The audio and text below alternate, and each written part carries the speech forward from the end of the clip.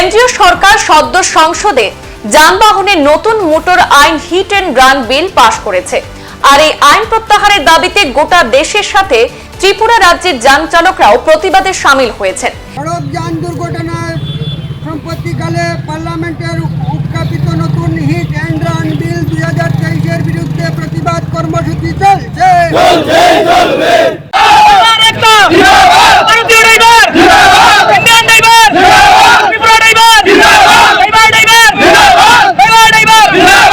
এবার এই প্রতিবাদের আঁচ এসে পড়ল উত্তর ত্রিপুরা জেলার ধর্মনগর এবং পানিসাগর মহকুমার বিভিন্ন স্থানে। পানিসাগর মহকুমার চামটিলা সংলগ্ন 8 নম্বর আসাম আগরতলা জাতীয় সড়কের উপর চাক্কা জ্যাম করে প্রতিবাদে বসে যান চালকরা। তাদের দাবি, হিট এন্ড রান আইন প্রত্যাহার না করলে তাদের চাক্কা জ্যাম জারি থাকবে। খবর পেয়ে ঘটনাস্থলে ছুটে যান পানিসাগর মহকুমা পুলিশ আধিকারিক সৌম্য দেববর্মা এবং পানিসাগর থানার পুলিশ। প্রায় দীর্ঘ 4 ঘন্টা জাতীয় সড়ক অবরোধের পর স্থানীয় পুলিশের আশ্বাসে আপাতত যান চালকরা তাদের চাক্কা জ্যাম কর্মসূচি প্রত্যাহার করেছেন। এদিকে সদ্য যানবাহন আইন প্রত্যাহারের দাবিতে ত্রিপুরা রাজ্যে প্রবেশদ্বার চুরাইবাড়িতে 8 নম্বর আসাম আগরতলা জাতীয় সড়কের উপর প্রতিবাদ বিক্ষোভ প্রদর্শন করে উত্তর ত্রিপুরা জেলার অল ড্রাইভার ওয়েলফেয়ার অ্যাসোসিয়েশন। সেখানে শত শত চালকদের উপস্থিতিতে প্রায় ঘন্টা খানেক চলে তাদের প্রতিবাদ। ড্রাইভার কল্যাণ সংঘ ভারত আমরা কারা আমরা কারা ড্রাইভার ড্রাইভার ড্রাইভার ড্রাইভার নড়তে কারা ধর্মনগরে চুড়াইবাড়িতে। অপরদিকে কদমতলা ট্রাফিক পয়েন্ট সংলগ্ন স্থানে ভারতীয় মজদুর সংঘের উদ্যোগে বিক্ষোভ, ধর্ণা এবং প্রতিবাদ কর্মসূচিতে সামিল হন ই রিক্সা, অটো ও বাস চালকরা। ফলে যাত্রীরা তাদের গন্তব্যে পৌঁছাতে অনেকটাই বেগ পেতে হয়েছে। কেন্দ্র সরকার এই বিল প্রত্যাহার না করলে রাজ্যের সকল যান চালকরা তাদের আন্দোলন চালিয়ে যাবেন। প্রয়োজনে অনির্দিষ্টকালের জন্য যানবাহন চলাচল বন্ধ করে দেবেন। তবে যান চালকদের প্রতিবাদের জেরে যাত্রীরা পড়েছেন চরম বিপাকে। ট্রেনে আসা যাত্রীরা কোনো গাড়ি না পেয়ে পায়ে হেঁটে অনেক দূর যেতে হচ্ছে। বুধবার সকাল থেকে রাজ্যের প্রবেশদ্বার অচল হয়ে পড়েছে। উল্লেখযোগ্য, আসন্ন লোকসভা নির্বাচনের পূর্বে এমন আইনের বিরুদ্ধে দেশব্যাপী যান চালকদের প্রতিবাদে স্বাভাবিকভাবে বেকায়দায় পড়তে হচ্ছে কেন্দ্র সরকারকে। তাছাড়া যান চালকদের প্রতিবাদের কারণে বহিরাজ্য থেকে আংশিক পরিমাণে যানবাহন রাজ্যে ঢুকছে। আর যদি এভাবেই চলতে থাকে তাহলে রাজ্যে নিত্য প্রয়োজনীয় পণ্যের দাম বৃদ্ধির পাশাপাশি প্রয়োজনীয় পণ্যের সংকটও দেখা দিতে পারে।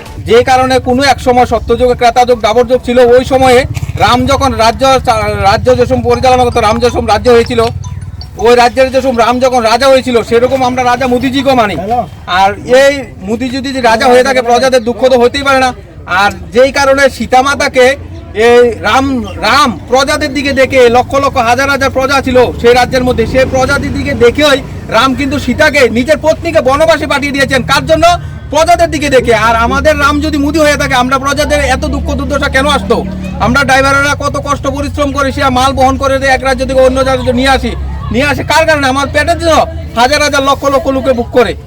হ্যাঁ, আজকে যদি পেট্রোল, ডিজেল, গ্যাস যদি বন্ধ হয়ে জায়গা, যদি সবজি আনা অন্য রাজ্য থেকে বহন করে নিয়ে আসা বন্ধ হয়ে জায়গা, তাহলে কার? প্রজাদেরই ক্ষতি হবে, প্রজাদের না খেয়ে থাকবে। তাহলে মোদিজির কাছে আমাদের সবাই আবেদন, এই আইন যেন প্রত্যাহার করে। আর এই আইনের জন্য আমরা সব ড্রাইভাররা মিলে, এখন এখানে যতগুলি ড্রাইভার আছেন, এই ড্রাইভারদের মধ্যে বেশিরভাগই মানে দিনের না দিন খাওয়া ড্রাইভার। যদি আজকে গাড়ি চালায়, কালকে খরচা নিয়ে আসবে। আর যদি কালকে গাড়ি চালায়, পরশু দিন খরচা নিয়ে আসবে। আসে সংসার চালাবে, 2 জন 3 জন 4 জন পরিবারের থাকে। আর এই জায়গায় যদি হঠাৎ এতগুলি ড্রাইভার গাড়ি বন্ধ করে দিয়েছে, বন্ধ করে এখন আমরা রাস্তায় নেমে গেছি ভয়ে, আমাদের ভিতরে ভয় ঢুকে গেছে। যদি এই আইন চালু হয়ে যাগা, আর মোদি সরকার যদি এই আইন যদি চালু করার সিদ্ধান্ত থাকে, তাহলে বাইক, প্রাইভেট গাড়িকে স্পিডের লিমিট করে দেন 20, অনলি 20, 20-র উপরে যাতে স্পিড না উঠে। আমাদের গাড়িতে 60-এর উপরে স্পিড ওঠে না। আর যদি 60-এর উপরে যদি স্পিড না হলে, তো আমরা গতিবেগ গাড়ি কতটুকু থাকে এটা তো স্বাভাবিক বুঝেই যায়। এই জায়গার মধ্যে 150 সিসি, 200 সিসি, 250 সিসির বাইক আসছে। হ্যাঁ, আসে এইগুলি এত গতিবেগ হয় বাইকগুলি, টার্নিং এর মধ্যে এসে আমাদের সঙ্গে টাকরায় দেখা যায় যে ওইখানে আমাদের ওখানে একটা অ্যাক্সিডেন্ট হয়ে গেছে। অ্যাক্সিডেন্ট হওয়ার পরে কি হবে? ড্রাইভারের দোষ। কারণ বড় অ্যাক্সিডেন্ট কার দোষ? বড় গাড়ির দোষ, ড্রাইভারের দোষ। তাহলে ড্রাইভারের যদি দোষ হয়ে থাকে, তাহলে ওই ছোট গাড়িতে স্পিড লিমিট করে দেন 20। ড্রাইভার সংঘ জিন্দাবাদ জিন্দাবাদ। আমি চুরাইবাড়ি থেকে মনোজ দেব, নর্থ ত্রিপুরা জেলার চুরাইবাড়ি থেকে সাধারণ একজন ড্রাইভার। এই যে আমাদের যে মাননীয় গৃহমন্ত্রী অমিত শাহ যে আইনটা চালু করেছেন আমাদের ড্রাইভারের বিপক্ষে, যে হিট অ্যান্ড রান, কোনো গাড়ি হেভি বাইকের হোক, ছোটো গাড়ি হোক, বড় গাড়ি হোক, অ্যাক্সিডেন্ট রাস্তাতে করলে 7 লাখ টাকা জরিমানা, না হলে 10 বছরের জেল। হিট অ্যান্ড রান মানে কোনো হঠাৎ করে অ্যাক্সিডেন্ট হলে না হয়তো ড্রাইভারকে মানে ওই যে ব্যক্তিকে অ্যাক্সিডেন্ট করবে ওনাকে নিয়ে হসপিটালে যেতে হবে, না হলে ড্রাইভার ছেড়ে চলে গেলে রাস্তাতে 7 লাখ টাকা জরিমানা, 10 বছরের জেল। এই আইনকে আমরা মানছি না, এই কানুন আমরা মানছি না। এর লাগে আমরা এই চুরাইবাড়িতে আমরা সব ড্রাইভার ভাই একত্রিত হয়ে আজকে এখানে সাধারণ একটা জনসভা করছি। আমরা রাস্তা ব্লক করছি না, কোনো ভাঙচুর করছি না, আমরা সাইটে সাধারণ আমরা উপরমহল থেকে ধর্মনগর থেকে আমরা শিবাদা এবং গুরুত্তম নাথ তারা এসেছে, তারা নেতৃত্বে আমরা সাধারণ একটা সভা করছি সব ড্রাইভারদেরকে নিয়ে চুরাইবাড়িতে। আর আমার কাছে তো আমি মনোজদেব, আমার কাছে 7 লাখ টাকা নেই। 7 লাখ টাকা থাকলে তো আমি এই রাস্তাতে এসে গাড়ি চালাতাম না। আমি কোথা থেকে 7 লাখ টাকা দেবো অ্যাক্সিডেন্ট হলে? না হলে আমার ফ্যামিলি আছে, 10 বছরের জেল হলে আমার ছোট বাচ্চা আছে, মা আছে, বাবা আছে, তারা কি করবে?